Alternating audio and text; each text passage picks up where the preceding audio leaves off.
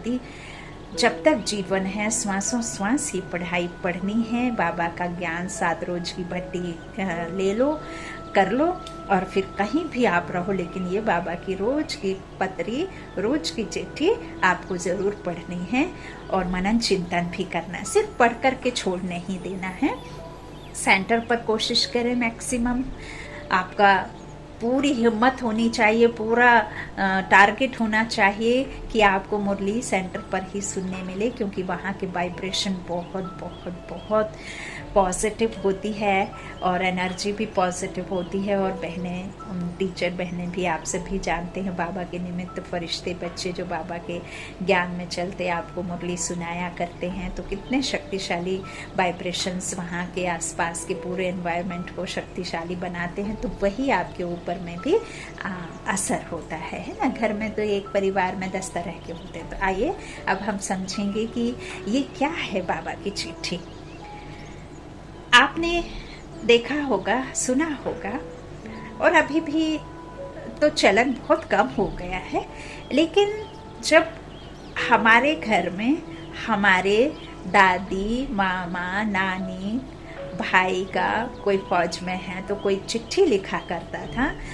तो जब उस जमाने में घर में जब चिट्ठियाँ पोस्टमैन के द्वारा आया करती थी तो उतना कुछ खास पढ़ाई लिखाई नहीं होती थी। तो पोस्टमैन को ही मैक्सिमम टाइम ज़्यादातर कहा जाता था कि पोस्टमैन भैया हमारी चिट्ठी जो आई है मेरी माँ की या मेरे दादा की, तो इसे आप ही पढ़ दो। तो बस ऐसे करके हम बैठ जाते थे, और कई बार तो चौपाल में, चबूतरे में ऐसे 10-12 लोग इकट्ठे होकर के बैठा करते थे और पोस्टमैन भैया की चिट्ठी हम सुनते थे। तो यहाँ ये शब्द गलत है कि हम पोस्टमैन भैया की चिट्ठी सुनते थे।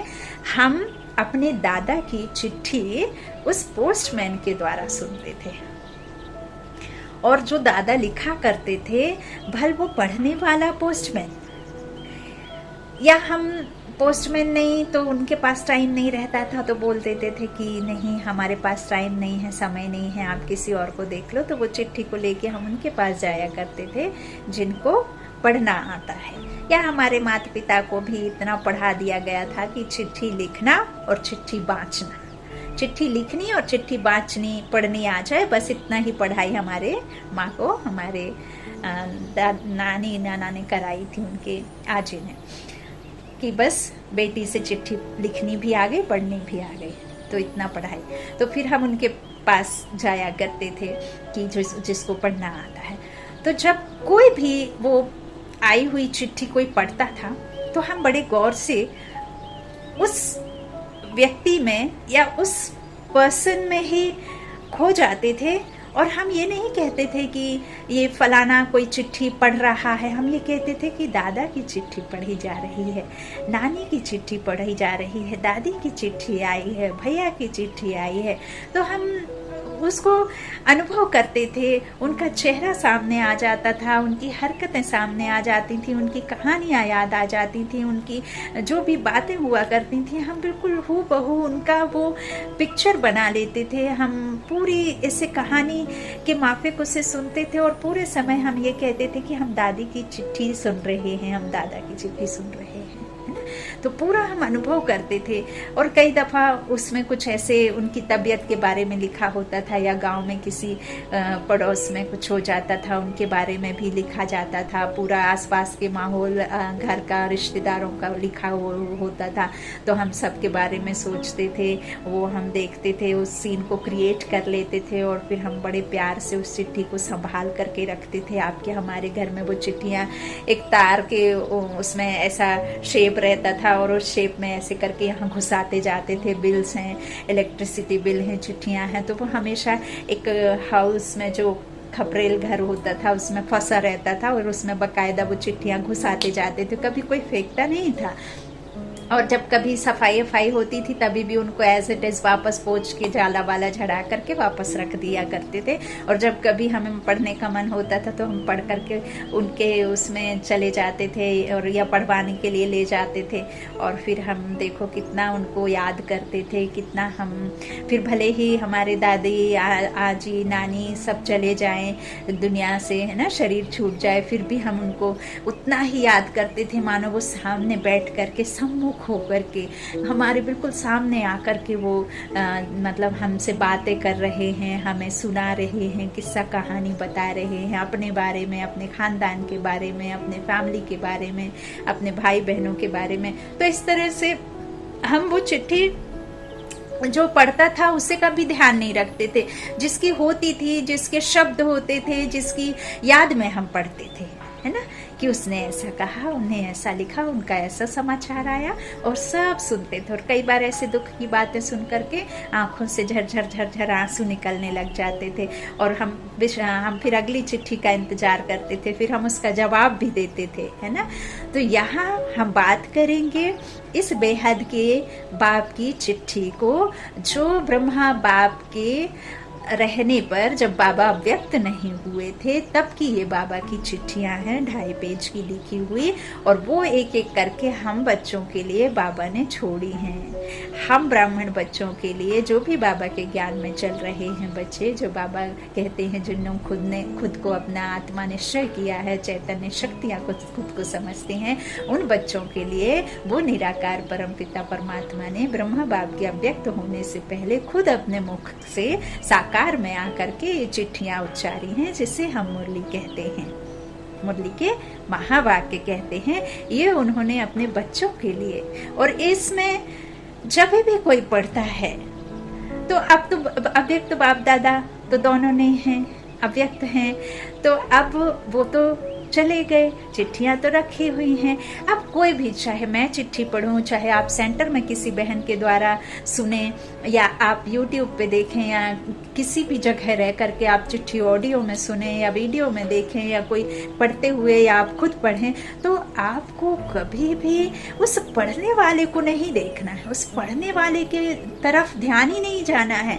आपको खो जाना है कि ये मेरे बाप ने, ईश्वर ने, भगवान ने जो कल्प पहले चिट्ठियाँ हूबहू लिखा, वैसे ही अब वापस इस संगम पर फिर से हमें वही लिख रहे हैं। बाबा ऐसा है, बाबा ने हमें सतयुगी दुनिया के बारे में लिख करके बताया, हमारे पूर्वजों के बारे में बताया, हमारे देवी कुल के बारे में बताया। हम त्रेता में राम सीता का पाठ बजा करके आए, हम फिर द्वापर से नीचे गिरे, फिर हम कलयुग में बहुत बहुत दुखी हुए, तमो प्रधान हो गए, भक्ति भी व्यभिचारी से अव्यभिचारी हो गई, फिर हम नीचे ही गिरते आए, फिर हम दुर्गति में गए, फिर हमारा दादा आया, ब्रह्मा बाप के द्वारा चिट्ठियाँ लिखी, सुनाई, और वो हमें सब कुछ हूबहू वैसा ही बना रहे हैं जैसे एक बाप अपने बच्चों के लिए मेहनत करके, उनको संस्कार दे करके, उनको सारी अच्छी अच्छी बातें सुना करके, अच्छी अच्छी कहानी सुना करके, और अच्छी पढ़ाई पढ़ा करके, अच्छी पोस्ट पर बिठा करके, अच्छी उनकी पालना दे करके, तो किस तरह से एक लौकिक में भी बाप आप बच्चों को कैसे पालना देते हैं, हर वो कोशिश करते हैं कि मेरा बच्चा अच्छे से पढ़ाई लिखाई करे, अच्छे संस्कार बने, अच्छी रॉयल फैमिली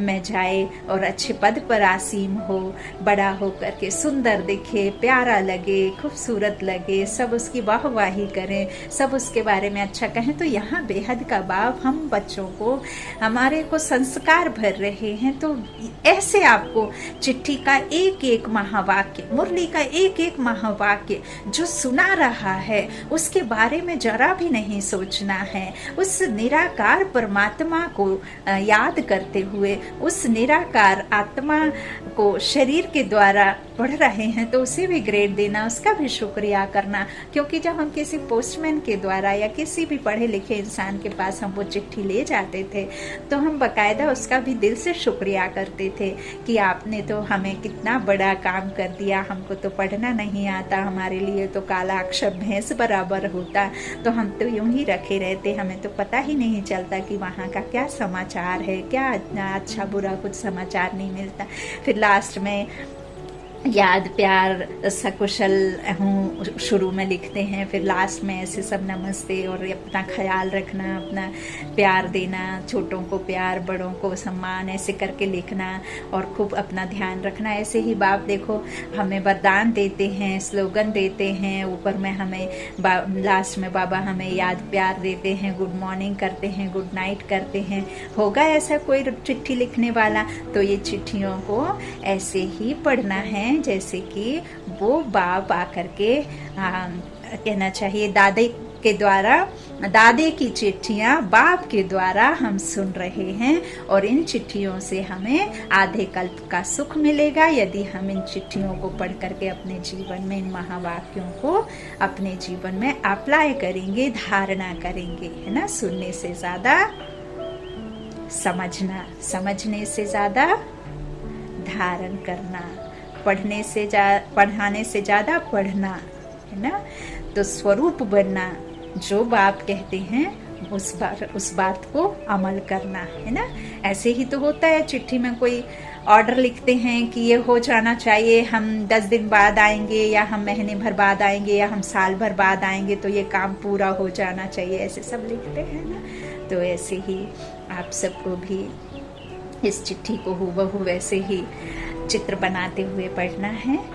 उम्मीद है आपको ये सब्जेक्ट बहुत बहुत बहुत अच्छा लगा होगा। बाबा का ये चिट्ठी लिखने का तरीका, चिट्ठी पढ़ने का तरीका, चिट्ठी पढ़वाने का तरीका और अपने निमित्त फरिश्तों के द्वारा, अपने चुने हुए बच्चों के द्वारा, ये खुद भगवान की चिट्ठियां हैं जो जगह जगह पहुंची हैं। पूरे विश्व के कोने कोने में बाप अपना परिचय इन मुरली ज्ञान, इन चिट्ठियों के द्वारा हर किसी के पास में पहुंचाना चाहते हैं। इसीलिए बाबा ने 142 देशों में, विदेशों में बाबा ने अपनी ये सेवा केंद्र खोले हैं। अपने बच्चों को, पढ़े लिखे बच्चों को, अपने जो बाबा के पढ़ाए हुए शुरू बुद्धि है ना बच्चे हैं, उनको निमित्त बना करके ये पढ़ा रहे हैं। तो इससे वैसे ही पढ़ना है। अच्छा, ओम शांति। शुक्रिया मेरे बाबा, शुक्रिया बाप दादा जो आपने हमें रोज की ये 2 पेज की, 2.5 पेज की बातें लिखी। दिल से शुक्रिया, शुक्रिया, शुक्रिया, शुक्रिया बाबा।